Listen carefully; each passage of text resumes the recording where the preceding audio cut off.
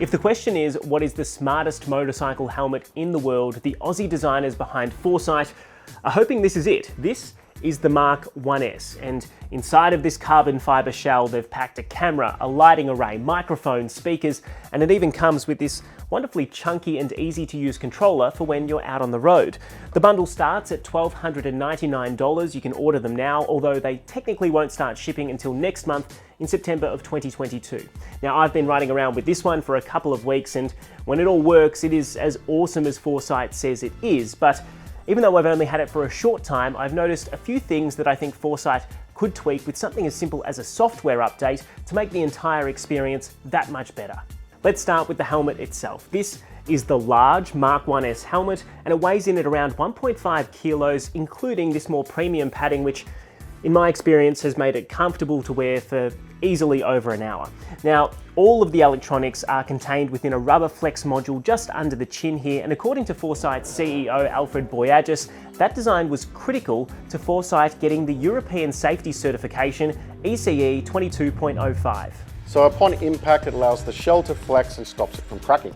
Now, thankfully, I've never had to test its safety certification out on the road itself, but if you do damage your Forcite helmet, you can send it in and they can replace the shell for a cheaper fee if they're able to remove the electronic module from the damaged helmet and place it in a new one. As for the other features of the helmet, there are pins on the side of the visor to lock it in place for that extra bit of safety. There are also 3 vents at the top of the helmet which you can flick open and closed to regulate airflow.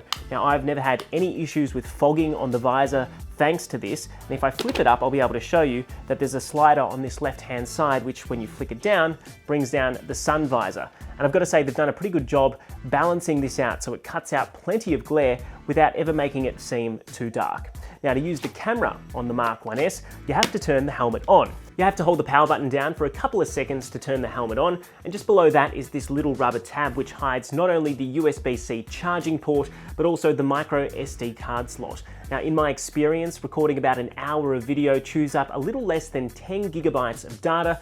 You can program the helmet so it starts recording the moment you turn it on, or you can start or stop a recording using the camera icon on this controller or even a button within Forcite's smartphone app. It uses a 1080p lens to record video at 60 frames per second with a decently wide field of view, but certainly not wide enough to capture details on the dash of my Vespa.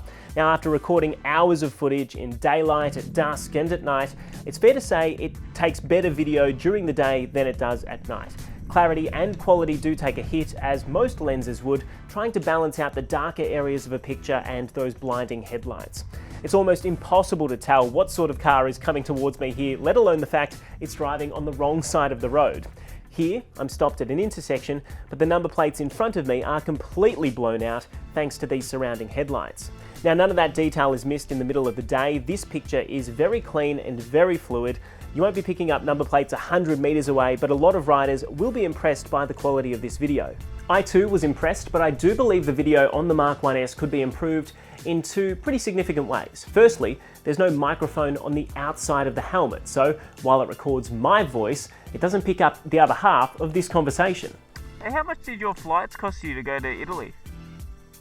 Secondly, there's very little to no stabilization either in this lens physically or digitally that allow for a smoother video experience. Now, as you would guess, on the back of a motorcycle or a scooter, your head tends to wobble about quite a bit, and as a result, the MK1S records some pretty shaky video. Anyone who has used a GoPro before knows this doesn't have to be the case, and while it can be fixed in post using something like Adobe Premiere Pro's Warp Stabilizer, not everyone will have a subscription to expensive software like that to fix the video. Most people will just want to be able to access, edit, and share the best quality video that they possibly can in the fastest possible way.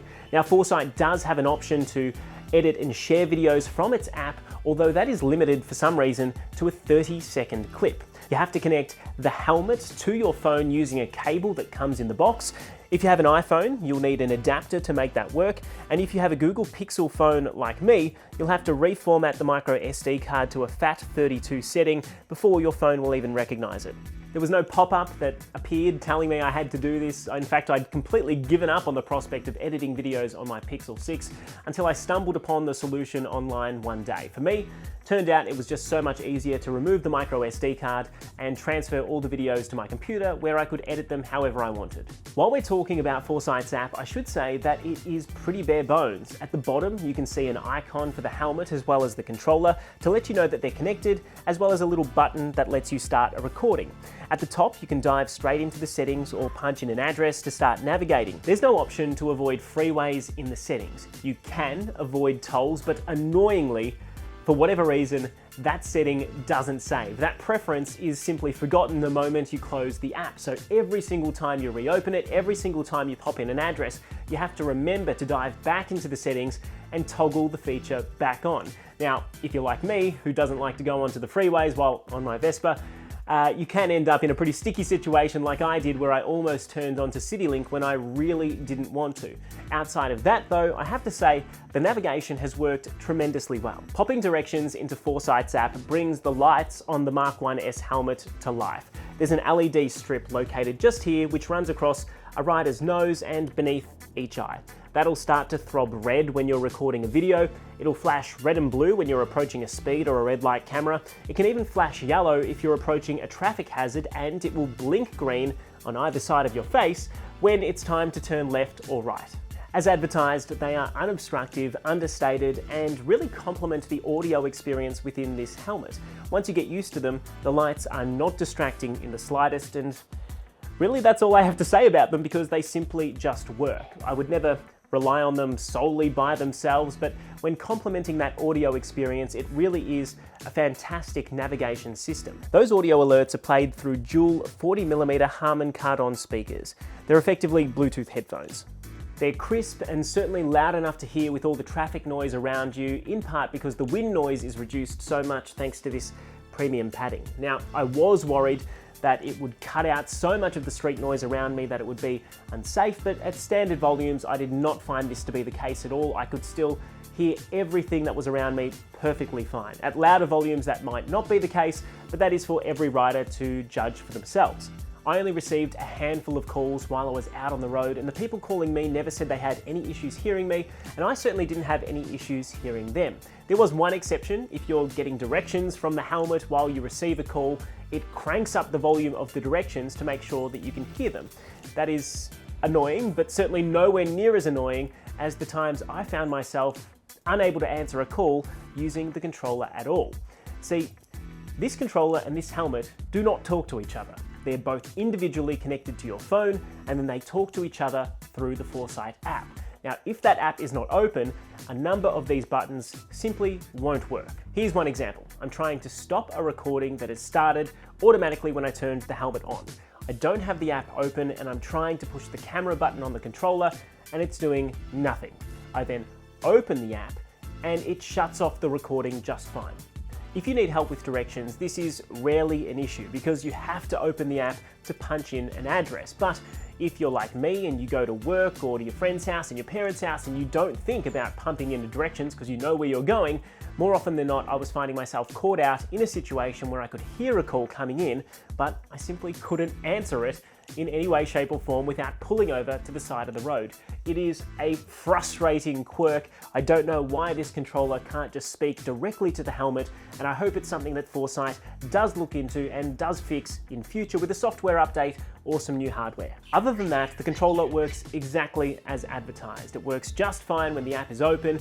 It's easy to use thanks to these big buttons, even when you have leather gloves on, and there are a whole host of shortcuts to learn if you want to get the most out of it. Of course, to do that, you have to mount it to your bike first. There's a little arm that comes included in the box of the MK1S, which should fit most bikes. Unfortunately, that wasn't the case for my Vespa, which didn't have many options. There are a couple of rubber spacers also included. I attached one of those. It was still too wide for the arm to my mirror. I then MacGyvered a little fix where I cut the second spacer and doubled up on that rubber, and it was still a little loose, so I had to add some cloth before it felt like it was actually stuck to the arm, although it does still move around slightly. Hopefully this isn't the case for you, but I'll pop some measurements up on screen so you can check it against your bike.